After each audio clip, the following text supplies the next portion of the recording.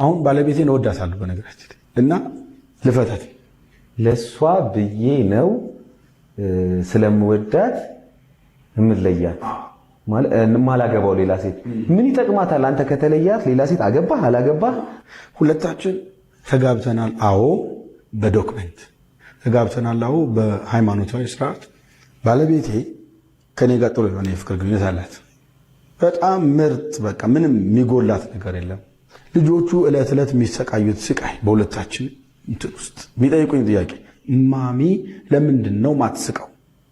እና እነዚህ ልጆች እውነተኛውን ነገር ማየት አለባቸው። በተደጋጋሚ ፖሊስ ጣቢያ ስንሄድ ያያሉ። ለምሳሌ የእኛን ቤት ማን ማን ሲመራው አየው፣ ጓደኞቿ ሲመሩት ማየት ጀመርኩት ማለት ነው። ለምንድን ነው እንደዚህ ያደረካት? ለምንድን ነው ለምሳሌ ቤት ውስጥ ማይሰሩ ስራዎችን የምትሰራው? እንጀራ ጋግራለሁ፣ ወጥ ሰራለሁ፣ ልጅ ምናምናም ቴክ ኬር አደርጋለሁ። አሁን ይሄ ማይስማማው ሰው አለ አግኝተኛል። ይሄን በማድረጌ ውስጥ ግን እኔ ፍቅሬን ነው የምገልጸው። እንደ አይነቱን መታገስ ምናምን አትፈልገው ሪያክት እንዳደረግ አንዳንዴ ወንዱን እስኪ ማለት ተደባደብ ነው አንዳንዴ በነገራችን እና ኦኬ የምለው ወንዶች ሚስታቸውን በቀበቶ ይገርፋሉ ይባላል አይደል? ቀበቶን ላጣርግ የሆነ ሳለ የገረፍኳት ማለት እኔ አሁን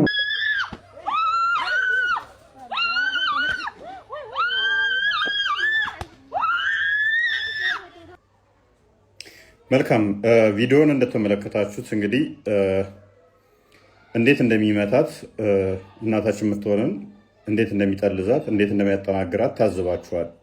ሴሊ በዚህ መጠን መደብደብ አለባት ወይ? በዚህ መጠን መመታት አለባት ወይ? በእርግጥ ገጠሩ ማህበረሰብ ላይ ካለመማር የተነሳ እንዲያደርገው ይችላል። አንድ ሃይማኖት አለ ግን ገጠሩ ላይ ብቻ ሳይሆን ከተማም ላይ ሴሊ እንድትደበደብ የሚፈቅድ አንድ ሃይማኖት አለ። ይኸውም እስልምና ነው። ሱራ 4:34 ላይ እንደዚህ ይላል፣ ወንዶች በሴቶች ላይ ቋሚ አሳዳሪዎች ናቸው። አላህ ከፊላቸውን በከፊሉ ላይ በማበላለጡ ወንዶች ከገንዘቦቻቸው ለሴቶች በመስጠታቸው ነው ይላል። ወንድ ለሴት ገንዘብ ይሰጣል ተብሎ ስለሚታመን እንደ እስልምናው የበላይ ነው፣ አስበልጦታል። በቃ የበላይ ነው ተብሎ ይታመናል። መልካሞቹ ሴቶች ለባሎቻቸው ታዛዦች፣ አላህ ባስጠበቃቸው ነገር ሩቁን ጠባቂዎች ናቸው። እነዚያም ማመፃቸውን የምትፈሩትን ገስጿቸው። ስላመፁ አይደለም፣ ማመፃቸውን ከፈሩ ሊያመፁ ይችላሉ ብለው ከፈሩ ገስጿቸው ይላል። በመኝታ ተለያዋቸው። ምክንያቱም 4 ማግባት ስለሚችል 3ቱ ጋር ሄድና እሷን ይለያታል ማለት ነው። በመኝታ ተለያዋቸው። ተጠረጠራት፣ ተፈራ፣ ልታምፅ ትችላለህ ወደፊት ብሎ ካሰበ ከ3ቱ ጋር ሸሸም ገዳሜ እያለ እችኛዋን ኢግኖር መግጀት ይችላል። ከዛስ በመኝታ ተለያዋቸው ካለ በኋላ ሳካ ሳታደርጉ የሚለው አረብኛው ላይ ሌለ ሲሆን ምቷቸው። ምን በሏቸው? ምቷቸው። ይህንን እንግዲህ ያዘዘው ማን ነው? አላህ ነው ተብሎ ይታመናል። ወይንም ደግሞ እነሱ አምላክ ብለው የሚከተሉት ማለት ነው። ይህንን ተግባራዊ ያደረጉ አንዲት ሴት ተደብድባ ልክ እቺ ሴት ተደብድባ እናንተ ጋር ብትመጣ ምን አይነት ፍትህ ነው የምትሰጧት? ከዚህ በከፋ ሁኔታ አንዲት ሴት ተደብድባ ተቀጥቅጣ ወደ ነቢዩ ጋር ሄዳ የተባለችውን ላንብብላችሁ። ሱነን አቢ ዳውድ 22:28 ላይ ይገኛል ሀዲሱ። ሀቢባ የሳይል ልጅ ነች። የጣቢት ኢብን ቂያስ ሚስት ነች። he beat her and broke some of her part ይመታትና የተወሰነ የሰውነቷን ክፍል ይሰብረዋል። so she came to the prophet after morning and complained to him against her husband ወደ ነብዩ ጋር ከጠዋት እንትን ብላ ትመጣለች። ወደ ነብዩ ጋር ረፋድ ላይ ትመጣና ምን ታደርጋለች? የተወሰነ አካላቷን ባሏ ሰባብሯታል፣ አድቋታል። ስለ ባሏ ቅሬታ ታሰማለች። The prophet called on Thabit bin Qiyas and said to him, take a part of her property and separate yourself from her. ዘይድ ኢብን ቂያስን ነብዩ ይጠራውና ንብረቷን የተወሰነውን ክፍል ውሰድባትና ተለይ ከሷ ይለዋል። ምን በል ተለይ፣ ንብረቷን የተወሰነውን ክፍል ወስደ ተለይ ይለዋል። he asked, is that right messenger of Allah? ሰውየውም እንዲህ ብሎ ጠየቀው፣ ያላ መልእክተኛ እንደዛ ማድረግ ይቻላልን? ተገቢ ነው? ትክክል ነውን? ሲል ጠየቀው። he said yes። ነብዩም አዎ ይቻላል፣ ንብረቷን ውሰድ፣ ተሷም ተለያት። እንግዲህ አካሏን አድቆ ሰባብሯት ነው፣ የተወሰነ ሰውነቷ ክፍል ተሰባብሯል ይላል። he said yes ካለ በኋላ ሰውየው ተዛ ምን አለው?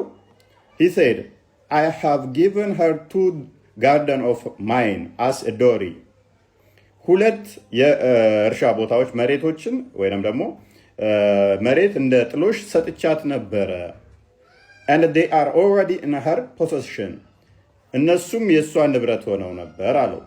the prophet said ነቢዩም እንደዚህ አለ take them and separate yourself from her ንጠቃትና ውሰድባትና ከእሷ ተለይ። ማነው ይሄን ያለው? ነቢዩ። ሴትዮዋ አጥንቷ ተሰባብሮ ደቆ ነው የመጣችው።